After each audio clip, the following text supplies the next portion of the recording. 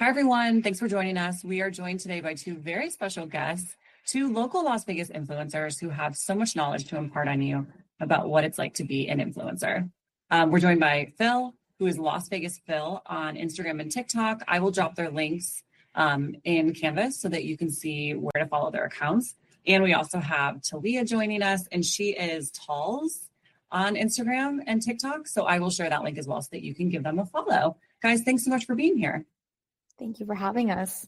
Thanks for having us. So why don't we get started with how you got started in the industry and what that was like? Phil, do you want to start first? Sure, I'll start first because I guess mine was decades ago now.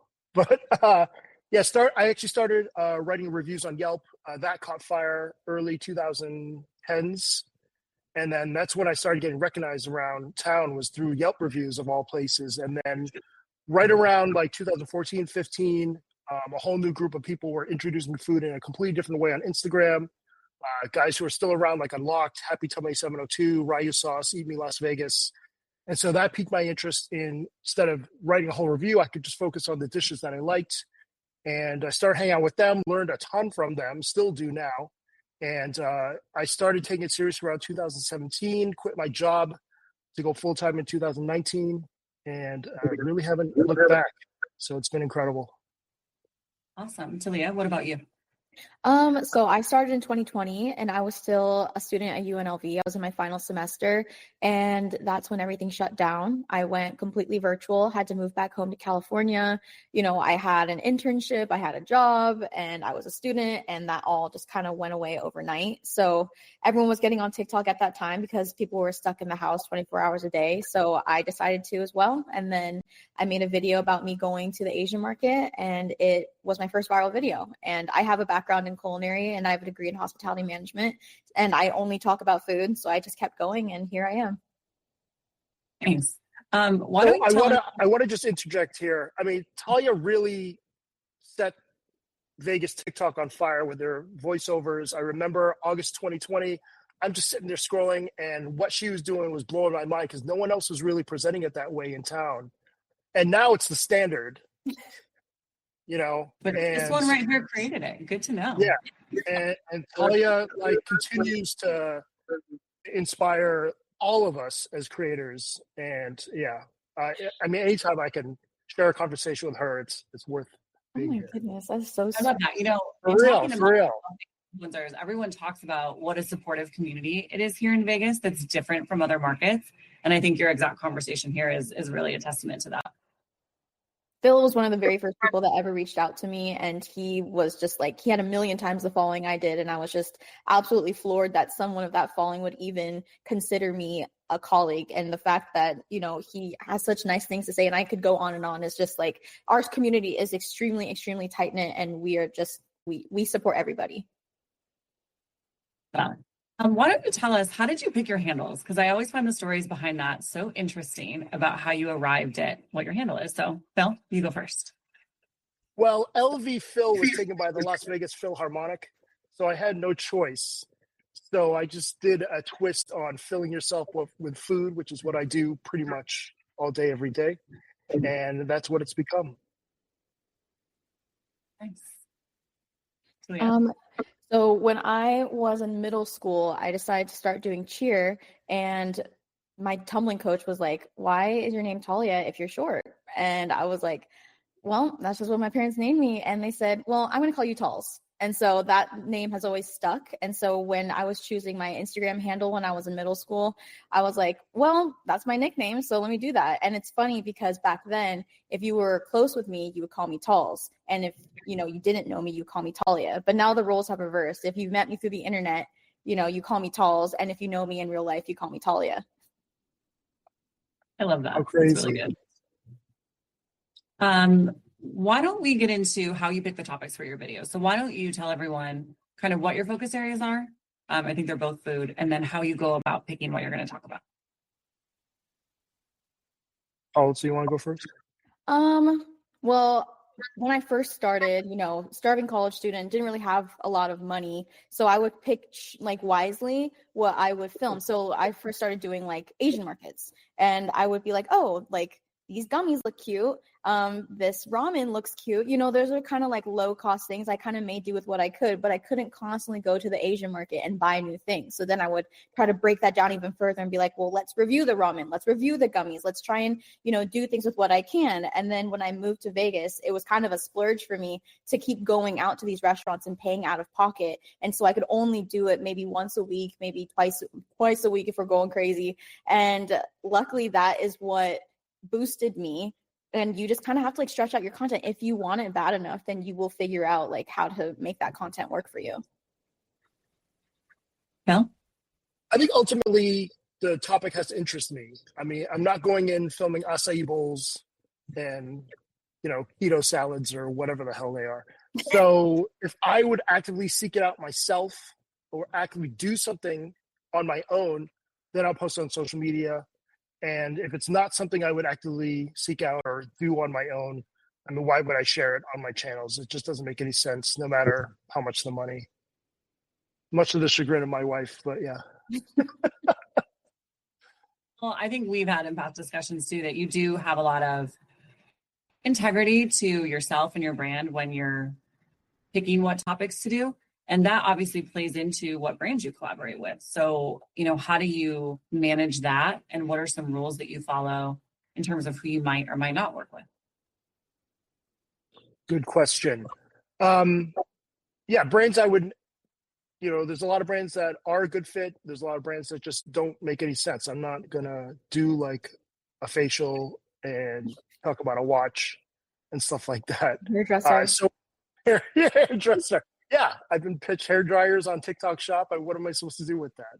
Right. So, yeah. Well, we've talked about authenticity. Like if you lose authenticity with your followers, right? Like that's everything to why people follow you. So is that kind of what you're thinking in terms of what types of products or places you'd want to endorse as well? Exact same thing.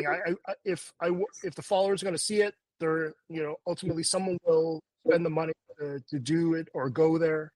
And, you know, I want them to not waste their money and have a positive experience and say Phil was right, even though that's not always true.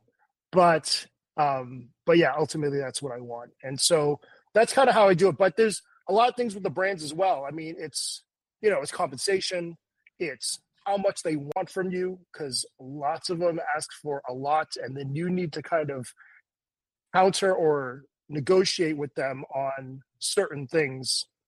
Definitely read through the contracts and know what's up, because, you know, there's definitely leeway there for creators. It's not all of a sudden, you know, they just fire something, you sign it, and then it's a done deal. A lot of times there's a lot of back and forth, and the ones that won't budge, you know, see you later.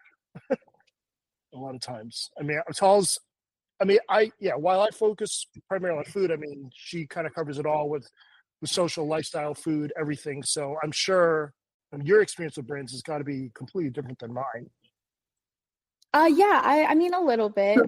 So like the brands that I choose to collaborate with, I tend to only work with like reputable names, you know, like names that like we have all heard of. So some of the like companies I've worked with are like 7-Eleven or like Cox Internet or Dutch Bros. And so like I get emails every day from like sketchy companies that want me to sell like kitchen knives and air purifiers and everything like that. And I'm not going to answer that, because that's just like a mass email sent to thousands of creators. But if let's just say Netflix, I don't know. Let's just say if Netflix were to email me, that means they have already seen my profile. They like my engagement. They see my audience demographics, and they're like, she is a contender. So they will already isolate me and seek me out. And that means I'm like, okay, well, I know what Netflix is. I am a customer of Netflix. That aligns with something that I can actually like put my name behind.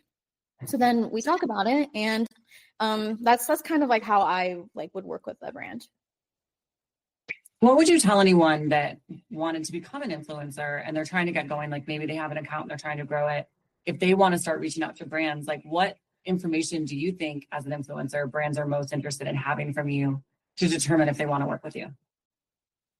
Go ahead, Phil.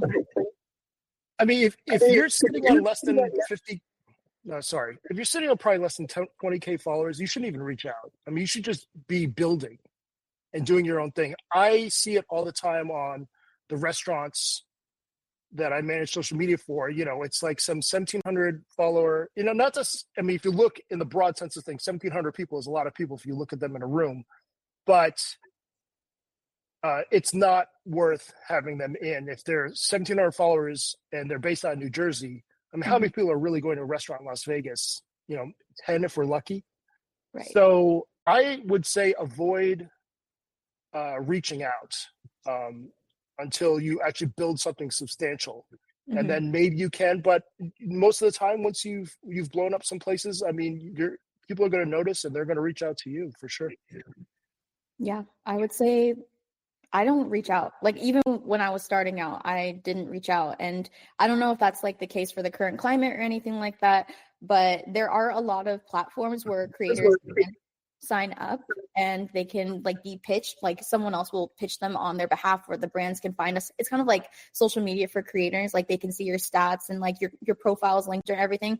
I have maybe gotten one deal out of the almost 5 years I've been doing this. So it's not really like a thing. They usually reach out to you.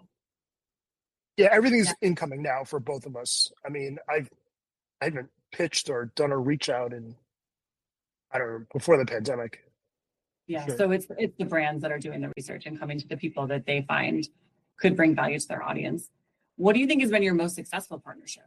And then on the flip side of that, can you share one that was not successful or you decided not to work with, maybe because something went sideways during the process? You can remain nameless if you want. I mean, whenever I do anything with MGM, resorts, MGM International, it's because I have like a pretty decent following in Las Vegas. And also MGM is kind of like a nationwide international name. So that tends to always perform because they always want to like have the type of things that are very popular or like up and coming. Like, I've done things with F1 for them. I've done things with BTS for them. Like, who doesn't have interest in that? Of course. I've also been able to do like some fun stuff. Like, I wouldn't say like metrics wise, it's like successful, but people can measure success in different ways. Like, I've been able to like be on the field for a Raiders game. To me, that's like really like momentous. Or like, I've been able to be in like private concerts with like, Becky G for Vita Coco. So it's like, it really depends on like how you measure success, because for me, I see it as like a life experience. But I would say a brand that just didn't work out, and it's probably because we just didn't align on budget, was like Build-A-Bear. Yeah, that was something. Like, I was willing to do it because I like Build-A-Bear. I got that too. They weren't, see, like they wanted to pay you pennies. And I'm like, no, like, you are a international brand, I assume. So I'm like going to be paid as such. So I don't really hang my hat on stats. I really just turn the page most of the time. I do think about Post That Bomb quite a bit, because I'm really more thinking about, what else could I have done to make the post better? I mean, there's 100 ways to get to the final destination, and I could have done so many different things, whether it was the opener or anything. But yeah, I think I agree with Tallz. It's more just, I mean, what is success? It's, that you had an amazing time doing what you did, and the likes and the saves and shares are just a byproduct of that. And so, but I guess as far as for social media management, I think that's where I can clearly define like, this was a success or this is still a success. Managing accounts like Golden Steer LV and Amato Las Vegas and Bulldogies, those are things that over a period of time have really proven to be paramount in their success. Yeah, I think people are always surprised that there are multiple ways that brands reach out to influencers to do content, whether it's they're going to track the people that you drive to the website, or it's just an awareness thing where they're just like trying to do impressions. Is that your finding as well, that brands are reaching out with something specific in mind that they want to achieve, or are you guys kind of negotiating that in your back and forth? I think most brands have a set idea of what they want, for sure. I had a recent conversation with one big sandwich chain that had no idea what they were doing. But yeah, most of them have guidelines. They have some experienced social media people that go through Social Blade and all those stats and know that the account's legit and see that there's growth and all that stuff. but yeah, there's also a lot of agencies that don't care and hire fake accounts, because if the client doesn't care, all they can just say is, hey, we brought this person in, the post looks good, Mhm. and they see the stats and that's it. So Yeah. Phil said it all, honestly. I think it's probably different too for like the type of content that you're doing because, with food, I would imagine the goal is getting people into the restaurant or, taking that action to get them in somewhere versus maybe more of the e-commerce things where it's like you are trying to drive awareness of a product or getting them somewhere, getting them to go buy something. So obviously it varies based on what your niche is in the world. But I think they were surprised to know that like there are a lot of different ways and how brand trips play into everything. And there's a lot that goes into it. What do you think is the biggest misconception about being an influencer that people have? That you're usually a team of one. So, your accounting, your legal, your marketing, your creative department, your everything. And there's also just no handbook on how to handle all of this. Like, you kind of just have to learn from your peers or, guesstimations and everything. So say that in the hypothetical sense that Phil and I had the same amount of followers and he got paid $10,000 or something, but I only pitched myself for $2,000. And that brand would have paid us both $10,000. Like, I would have never known because there is no way unless you have peers to talk to. Like, you're just kind of like, it's a little bit of the Wild West because the brand will pay you $2,000. They won't be like, oh, but we paid your friend $10K. Like, we'll just give you $10K. No, they're like, oh, sweet, we got them. So that's kind of like a misconception. It's like there's no standard. And that's what's sucky. When you show up at the events, it's paid, and then all your friends are there. Then you find out how much other people have paid, and you either feel great or awful while you're there. Yeah, like anything else, you got to advocate for yourself, right? And do your own research. So that's really good. But I think the Vegas community is great. Talking with everyone about money, about everything is super helpful. Right. And other misconceptions. Yeah, I think Tallz really nailed on the head. You are, a CEO of one, a company that has one person. And yeah, doing all that behind the scenes takes up a lot of time. People just think we go to a restaurant at 2 p.m. We post at 4 p.m. And that's crazy. Right. There's a lot more than videos right now. Tallz, is this your only job? So I'm like Phil. So I have my page and then I also am a social media manager. So I have several other clients that I run their social medias for as well. Yeah, we haven't really talked about that yet. Why don't you get into, like, obviously, you can make money as an influencer from your content and ads and things like that. But both of you have found that applying your expertise and bringing on clients has been another positive thing. Why don't you talk about when you made that realization and what that journey looked like? Phil, go ahead, because you started in a different time than I did. Sure. Yeah, I started way early on. Amano was my first client back in summer of 2018, back when I had 5,000 followers. So we didn't know what social media management was. We were just posting pictures 7 days a week, and that's kind of how it worked. But I think specifically in Vegas, it's such a competitive market. There are so many creators in town. It's hard to rely on just brand deals. It's hard to rely on just business collabs because it's such a roller coaster. November could be super hot, July could be super dry. And so social media management is a great way to not only broaden horizons and how to create social media, because it's a lot of stuff that you don't apply to your own account, but a steady income that I still rely on primarily to this day. I mean, sometimes I will out earn that monthly with social media management, but it's pretty rare these days.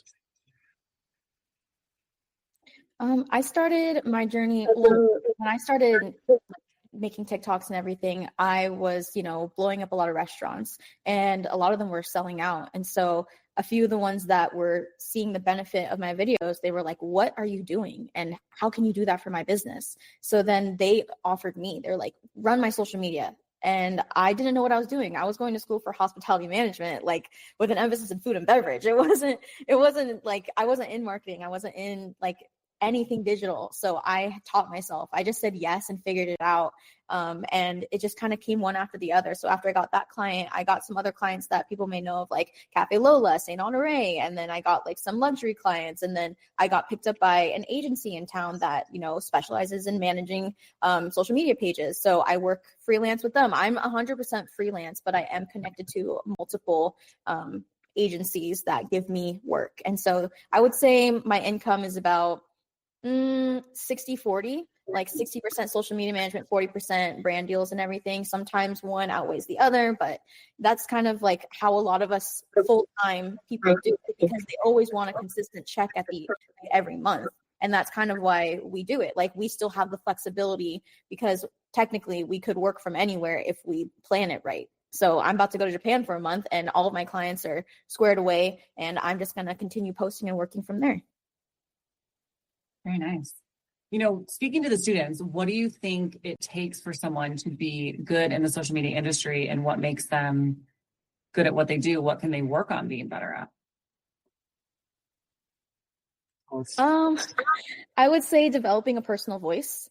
For me, it's like, if like the algorithm, no matter what, it will favor quality content. So quality content is a different definition for anyone. But for me, I say, if you enjoy it, do it, because that will reflect in your work. And even if it's not good the first time, the second time, the 20th time, you will learn with every single time you post. And then eventually that consistency will be rewarded to you, and it'll eventually find your audience. That's what I tell anyone who comes up to me and they go, I wish I could do what you do. And I tell them, what do you mean? You can, like, you really can. You're just stopping yourself. If you just find something you're passionate about and make content about it, you will find your target audience. And I tell everyone that. Yeah, putting some passion behind whatever you're posting is the most important thing. I think, especially for students watching this, if you love food, just pick 2 of the restaurants that you consistently go to all the time. I mean, it should come pretty naturally, and you can give the reasons why you enjoy it. But I think for students studying this, I mean, really, I mean, there's no waiting here. You should have already started 2 years ago, to be honest, and be walking out with the diploma and at least 10K followers.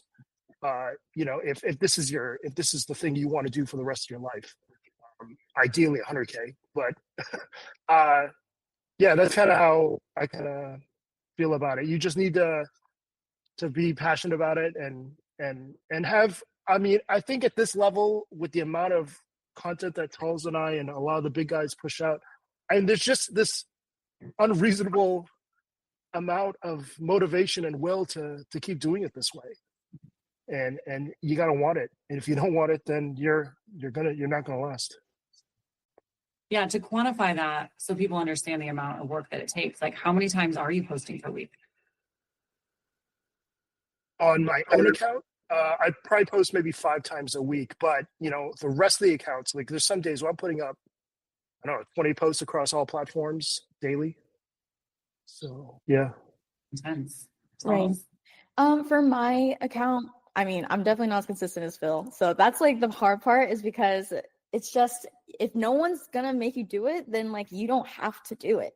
And that only hurts you in the end. But I try to aim for at least 4. Phil, do you make minute-long videos? Sometimes, but I should do it more often. Maybe I should just show like a frozen picture of myself for the last 30 seconds. But I should.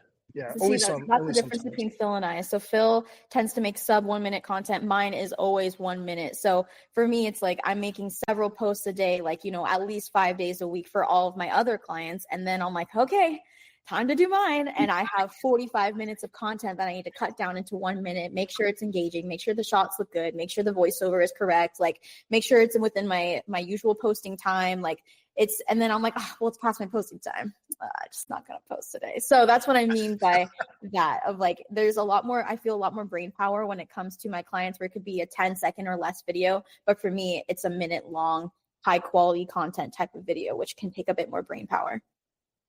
And the reason behind that is the TikTok, that TikTok pays more for a minute plus, the bonuses and all that stuff. Correct. Yeah. Got it. Yeah, for the creators. So, you know, with all the changes, like, how are you staying up on when you see things changing, or when you see something taking off, or like a certain style working? How are you staying up on that? scrolling. I mean, that's about it. I mean, you see all the bangers right there immediately in real time, and you kind of try to break down what's been catching on. Obviously, tons of text now in the last 6 months to a year has been significant to the performance of a lot of posts. And yeah, just trying to, with the community, I try to pick people's brains if I see one post go off and I find it very interesting and I want to ask, like, what were they thinking, which is the whole reason why I started my podcast in the first place, but just to pick their brains. And I mean, yeah, it's always changing. Yeah, I would say it depends, because let's say Instagram's pushing pictures, now Instagram's pushing reels, now Instagram's pushing whatever. And I'm like, are you kidding me? I don't know. For me, I'm like, I'm just gonna keep doing what I'm doing. I'm gonna be so honest.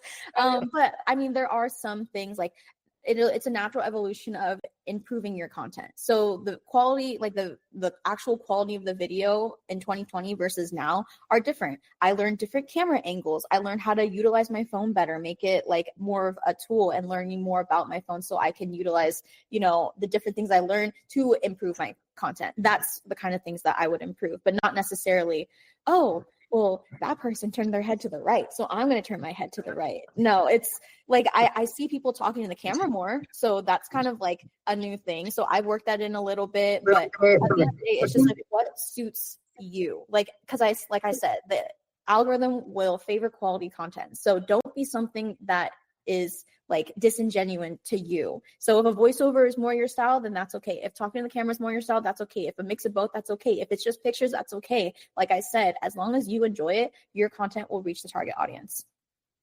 Yeah, as long as that authenticity and passion is there. I would also like to add that you can go the route where everyone will love the post, but you can also go the same route where everyone will hate the post, and you get to the same place the same way. Mm-hmm. So if you want to be a negative Nancy or whatever, have at that too, because people love, a slow burn, or people love to hate. Burn. Yeah.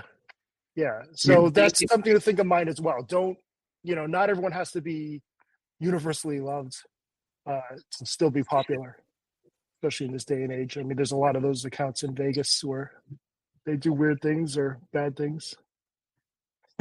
Yeah, I mean, as someone who's worked in the industry a long time, I mean, I think if you're at 50-50, like, you're honestly doing pretty good in terms of your positive versus negative feedback.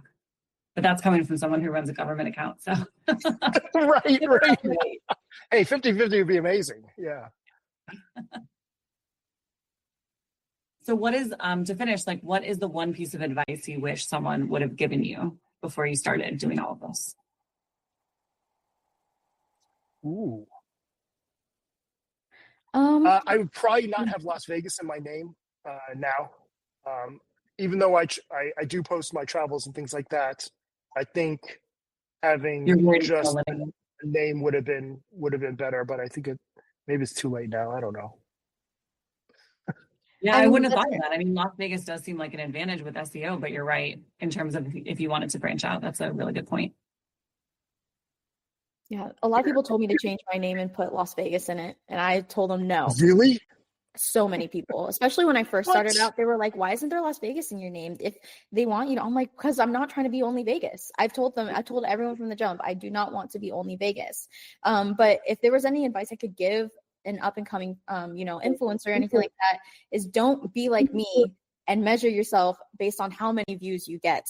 That is like the worst thing you can do. You need to detach yourself, because you are not your views. If a video gets 200 views, just shake it off and try again the next day. And don't give up because you think nobody cares. Because if you try hard enough and keep going, I guarantee you can do it. It just depends how badly you want it. Yeah, I think in today's world, we always say it's like you're really working so hard so that 10% of your content can do awesome. And that's really the reality, but we don't talk about the ones that kind of like fail, and sometimes not even for anything to do with you. It's just whatever. And you can post it later and maybe it does even better. So that's a great point that I think we should talk about more, the resiliency that's required to work in this industry. Right. Go ahead, Phil. Likes and views should never define you. If that's what defines you, go get a passport and start traveling and get some life experience. Because I have a friend whose kid blew up had one post on YouTube go off for like 2 million views. It was like a toy review when she was 12. She's still chasing that 6 years later. And that's kind of messed up. That shouldn't define her at all. She shouldn't even be thinking about that. And so, all of this stuff that we do, the experiences, all this stuff, I mean, the likes and the views are just a byproduct of the hard work and the work we put in. Right. To touch on that resiliency and everything, there are a lot of creators that have been creating for years, but they finally had like their moment, like in the spotlight. So there's like this meme that is kind of taken over the world for a brief moment, like the very cutesy, very demure, like that one. That creator had been creating for over 8 years before that, but nobody knew. They had come up on my For You page a couple times over the years, so I've seen them before, but that demure meme shot them into outer space, and you had no idea the 8+ years that they had been on that platform trying to make something happen. Even, even Keith Lee. Keith Lee wasn't always making food content. He was making wife pregnancy videos. He's an MMA fighter.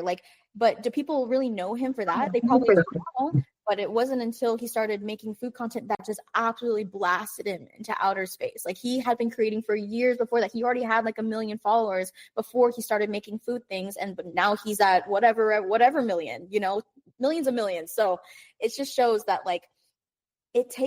sometimes it just takes time. You aren't overnight.